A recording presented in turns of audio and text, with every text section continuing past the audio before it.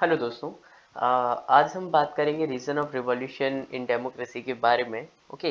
तो कल हमने कुछ कॉजेज पढ़े थे रिवॉल्यूशन के बारे में जो एरिस्टोटल की थ्योरी में दिए गए थे, जैसे जनरल और पर्टिकुलर कॉजेज। ओके। उसके बाद हम आज चालू करेंगे रीजन जो कि रिवॉल्यूशन में क्या रीजन होते हैं। ठीक है। तो और साथ ही हम आज एरिस्टोटल के टॉपिक को हम पूरी तरीके से कवर कर लेंगे। एंड साथ ही हम चालू करेंगे मकियावेली के टॉपिक को। ओके। तो अगर आपने वीडियो अभी तक नहीं देखा हो, हमारी जो प्रीवियस वीडियो है, तो प्लीज़ जाके उसमें देखिएगा। एंड साथ ही आपको सारे जो टॉपिक है वो आपको समझ आ जाएगा। ओके। तो चलिए चालू करते हैं टॉपिक को। तो चलिए देखते हैं डेट रीज़न क्या है रिवॉल्यूशन में, रिवॉल्यूशन के, ठीक है, डेमोक्रेसी में। तो बेसिकली इग्नोरेंट पीपल का होना और करप्शन होना, साथ ही पॉवर्टी होना, इमर्ज ऑफ डेमोगिक पीपल। मतलब डेमोगिक पीपल मतलब जो हिटलर हुआ है ना, और स्टेलिन हुआ। तो ये जो पर्सन है, ये लोग है ना, वो क्या करते हैं, देख माइंडलेस पीपल, मतलब माइंडलेस तरीके से पीपल को किलिंग कराने का ऑर्डर दे देते हैं, है ना, विदाउट कुछ सोचे, ज्यूस का जैसा आप जानते हैं। ठीक है। तो ये सारी चीज़ों का होना एक तरीके से रिवॉल्यूशन क्रिएट कर सकता है किसी भी स्टेट में। ओके। साथ ही डेट यहाँ पे कुछ ऐसा है, जैसे major content to, okay, major content to revolution. Okay. तो इसको हम देखते हैं that ruler should keep a check on the balance of power. ठीक है। सोसाइटी में देखना चाहिए, जैसे कोई सोसाइटी में जैसे रिच पीपल ज़्यादा ना हो जाएं, है ना, और पुअर पीपल ज़्यादा ना हो जाएं, तो ये भी एक चीज़ें डिस्टर्ब कर सकता है। साथ ही in inculcate the feeling of respect of citizen toward the constitution. मतलब इनकैलकुलेट का मतलब होता है हैबिट एक तरीके से। ठीक है। अपने कॉन्स्टिट्यूशन के प्रति हैबिट होनी चाहिए। कॉन्स्टिट्यूशन का मतलब अभी मैं बताऊंगा आपको एरिस्टोटल के कॉन्स्टिट्यूशन का मतलब क्या था उस टाइम पे। ओके। तो इसको आप थोड़ा नोटेट करिएगा। एंड साथ ही इसमें जो inculcate confidence of people in governance, मतलब जो वहाँ की प्रजा है, उसको उसको कॉन्फिडेंस होना चाहिए अपने रूलर पे, डेट की वो अच्छी तरीके से, क्योंकि देखो उस पे जो कॉन्फिडेंस कब होगा, जब वो उसको देखेंगे ना कि जैसे कि ये काम हमारे इंटरेस्ट के मुताबिक कर रहा है। ठीक है। एजुकेशन सिस्टम का भी स्ट्रेंथ होनी चाहिए। एंड ऑफिसर को भी चेक करना चाहिए, keep on check on officer. और साथ ही promote middle class person, because देखो मिडिल क्लास पर्सन क्या होता है, वो पुअर पीपल और रिच पीपल से हटके होता है। जैसे वो सारे रूल्स को एक तरीके से मुताबिक वो अपनाता है, और सारी चीज़ों को भी वो प्रॉपर करता है। ठीक है। इसके बारे में भी अपन आगे बात करेंगे, अभी आने वाला है। ठीक है। और साथ ही जो मोरल और रिलीजियस जो सेंटिमेंट है ना, उसका रेस्पेक्ट करना चाहिए, उसके प्रति सारी चीज़ें होनी चाहिए, जैसे कि मतलब कोई एक ही चीज़ों को रेस्पेक्ट नहीं करना चाहिए, है ना, कि मतलब कहीं सारी चीज़ें जिन जो भी रिलीजियस है, सारी चीज़ें जो धार्मिक चीज़ें हैं ना, उसको एक तरीके से अलग मतलब रेस्पेक्ट, साथ ही कह सकते हैं डेट कि उसको बढ़ोतरी भी देना चाहिए, मतलब उसको जो प्रमोट करते हैं ना वो। और भी सारी चीज़ें देखो, अब पहले अपने जो इंडिया है उसमें काफ़ी अलग अलग चीज़ें हो रहती हैं, वैसे ही वहाँ पे भी अलग अलग चीज़ें, वेस्टर्न जो कल्चर है उसमें भी अलग अलग जो रिलीजियस हुआ करते थे। ठीक है। तो उसके बारे में अपन को इतना जानना नहीं है। एंड साथ ही जो रिलेवेंस ऑफ एरिस्टोटल थ्योरी है उसको हम देखते हैं डेट कि क्या रिलेवेंस है। तो सबसे पहले जो इनका रिलेवेंस हम देख सकते हैं डेट की जो डिसइंटीग्रेशन हुआ था ना यूएसएसआर का 1991 में, उसमें हम इसको काफ़ी रिलेटिव कर सकते हैं, एनालिसिस कर सकते हैं इनकी थ्योरी से, एरिस्टोटल की थ्योरी से। साथ ही जो अरब स्प्रिंग हुआ था 2011 में। ठीक है। तो इससे भी हम रिलेट कर सकते हैं, एनालाइज कर सकते हैं। तो ये होते क्यों, देखो ऐसा नहीं है कि एकदम से हो जाते हैं। ठीक है। कहीं वर्ल्ड वॉर हो रहा है, ये एकदम से नहीं, देखो पीछे, इसके पीछे भाई बहुत सारे कारण होते हैं। पहले से जो आग होती है ना, वो ऑलरेडी जल रही होती है। एक एक एक मूवमेंट, एक इवेंट का एक रहता है कि डेट के वो फर्स्ट, मतलब वो जो इवेंट हो जाए या फिर कोई ऐसा मूवमेंट हो जाए, तो उसके बाद ये सारी चीज़ें और ज़्यादा उठ जाती हैं। ठीक है। तो ज़रूरी नहीं है कि उसी टाइम पे, अब जैसे नेपाल की देखें, नेपाल में भी तो हुआ था, जैसे प्लेस इंटरव्यू, जैसे अपन ने कल बात करी थी प्लेस इंटरव्यू के बारे में, जैसे जो राजा लोग होते हैं ना, उनके यहाँ पे जैसे फैमिली को मार किल कर देना, ठीक है, मार देना। ओके। उसके बाद कोई दूसरा राजा आना, फिर है ना जो प्रजा होती है उसको क्या होता है कि वो उसको एक्सेप्ट करने में काफ़ी मतलब हेजिटेट होती है। ठीक है, तो ऐसे ही हुआ था उसमें नेपाल में। जिसकी जो प्रिंस था, वो प्रिंस जो राजा की फैमिली होती है और एक राणा फैमिली होती है।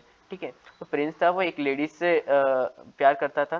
ठीक है, तो दोनों की फैमिली इसमें राजी नहीं होती थी, तो उसने क्या किया 2001 में कि अपनी राजा जो फैमिली थी ना उसको किल कर दिया, पूरी फैमिली को। उसके बाद जो राजा बना, ठीक है, जो राजा बना था तो जो वहाँ की जो प्रजा थी उसको जो मानना था कि उसको मानने में काफी मतलब दिक्कत हो रही थी कि डैड की बस इस छोटी सी बात के लिए उसने अपनी फैमिली को किल कर दिया।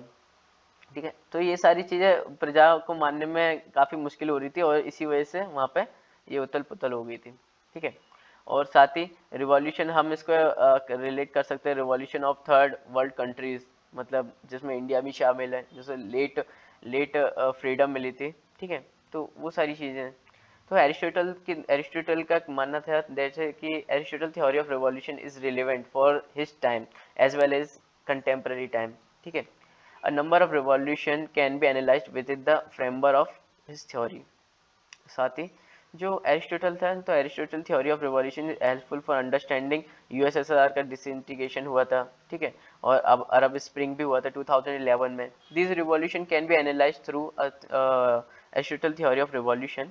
ठीक है, and his theory of revolution is can be used for analyzing revolution of many countries in third world war वो कह रही, तो थर्ड वर्ल्ड कंट्रीज में। ठीक है, एंड साथ ही this theory of revolution shows that issue of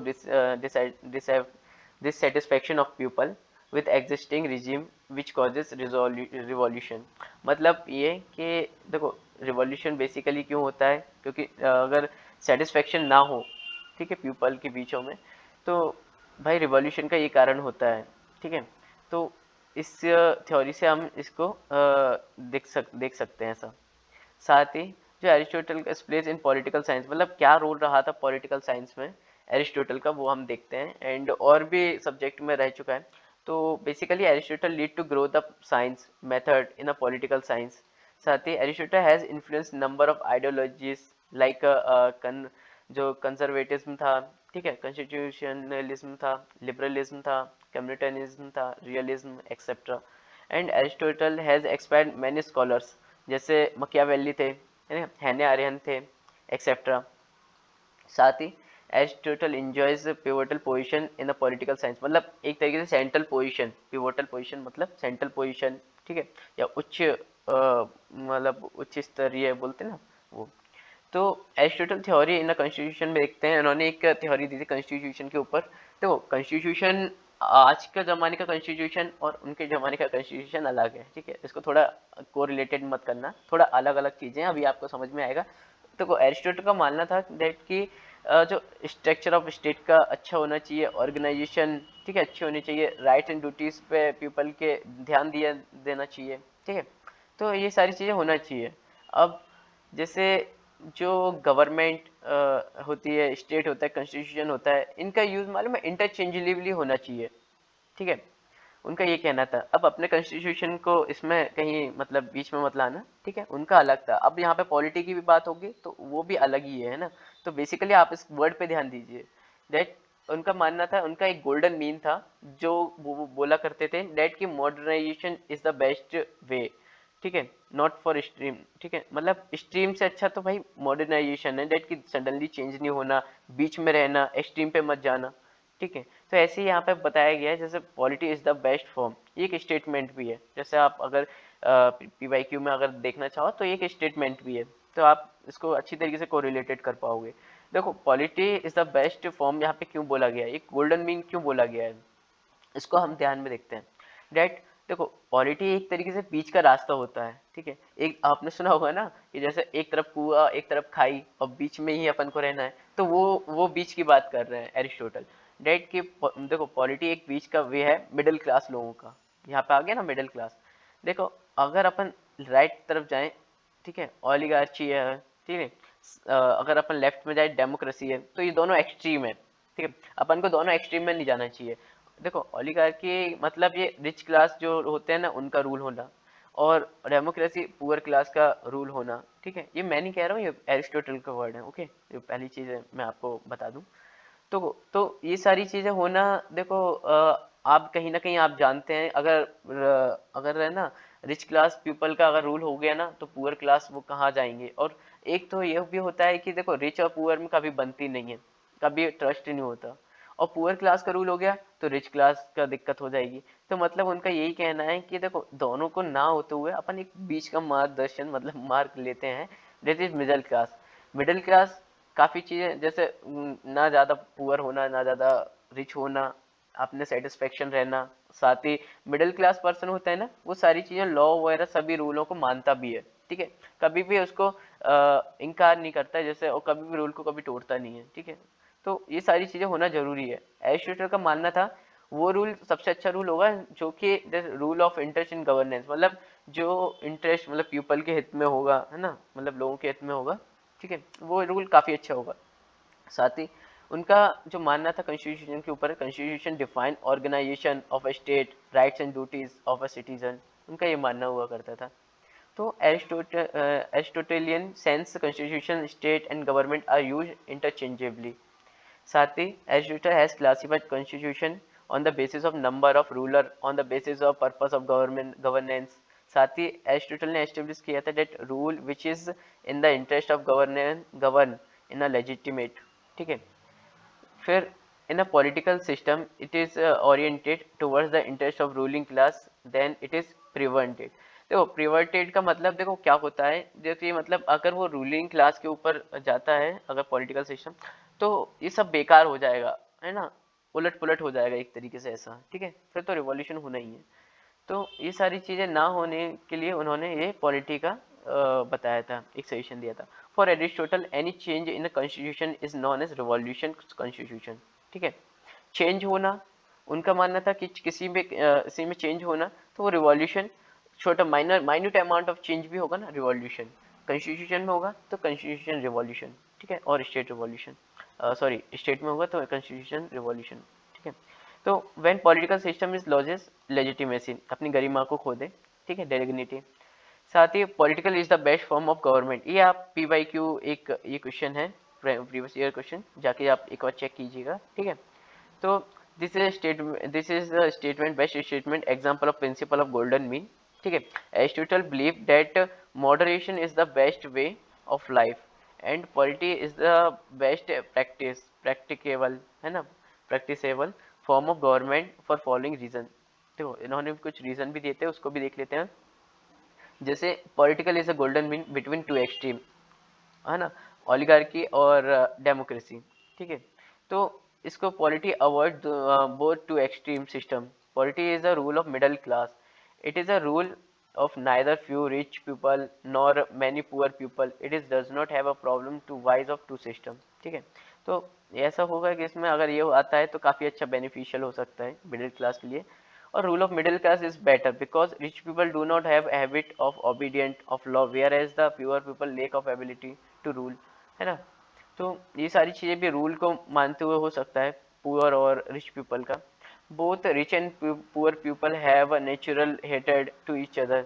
ठीक है, एक दूसरे के प्रति तो भैया ट्रस्ट करते ही नहीं है कभी, है ना। And both trust middle class more each other, जैसे आज के ज़माने में आप देख सकते हो। ठीक है, तो both rich and poor class are naturally inclined to commit client and साथ ही thus the rule of these classes that is rich and poor is not conductive and conducive and साथ ही for political stability and the health of society। ठीक है, और middle class has a habit of obedient to law and middle class person, देखो basically ऐसा होता है कि middle class person होता है ना, तो वो कभी रूल को कभी तोड़ता नहीं है। क्यों?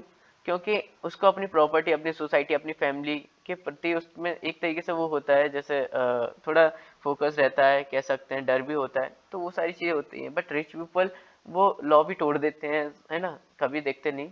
तो ये उसमें बोला गया है that state should promote middle class person and thus Aristotle justify polity on the basis of principle of golden mean.